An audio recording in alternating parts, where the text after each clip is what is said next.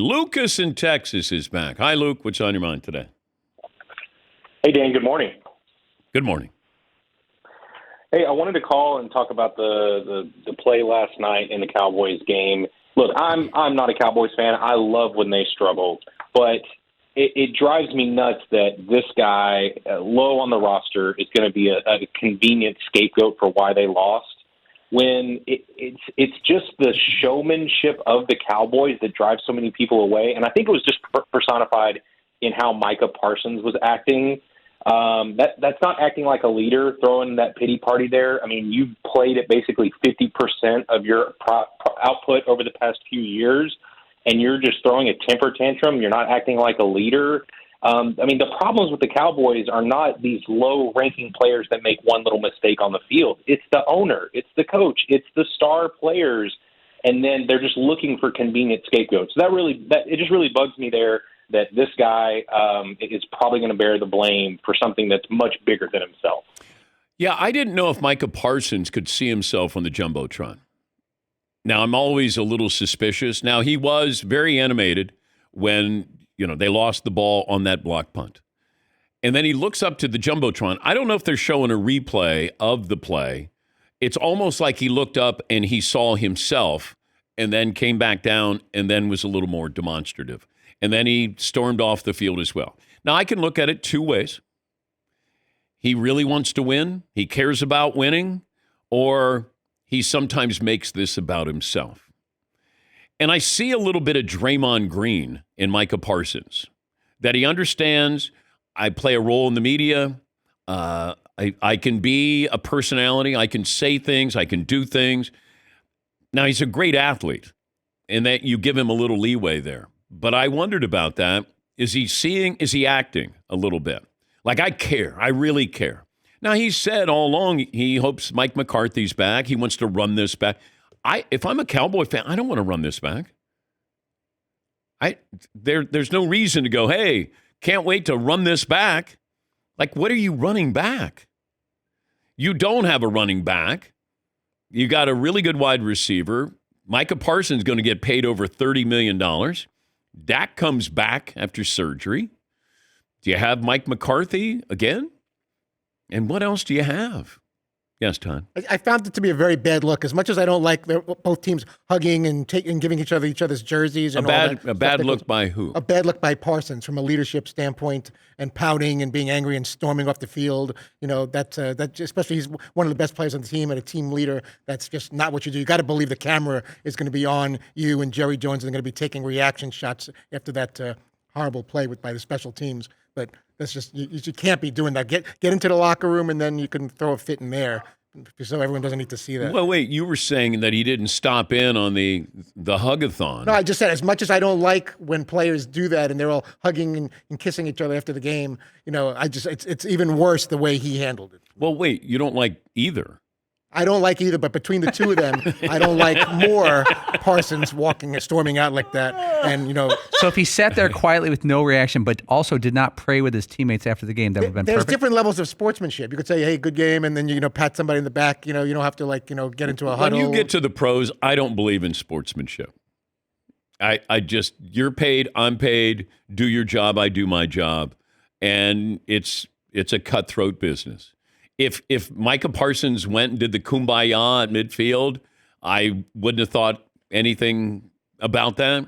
And I think he was upset, losing the way they lost, and I think the frustration is there. Yes, Todd. Should the head coaches, feel a need that they have to shake hands with the opposing quarterbacks? It seems like they feel obligated to do that. So if sportsmanship, who cares? Then why don't the losing team should just leave the field? Why are they even going over there? No, the coach, I get that, the respect for one another. But the quarterbacks are in a fraternity.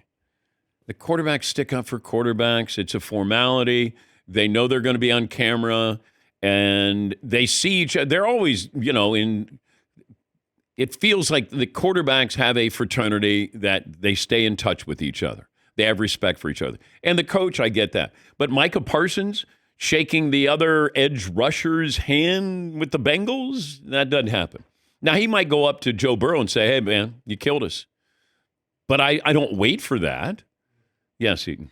Yeah, I think, yes, quarterbacks are in a fraternity. I think football players in general are in the larger fraternity.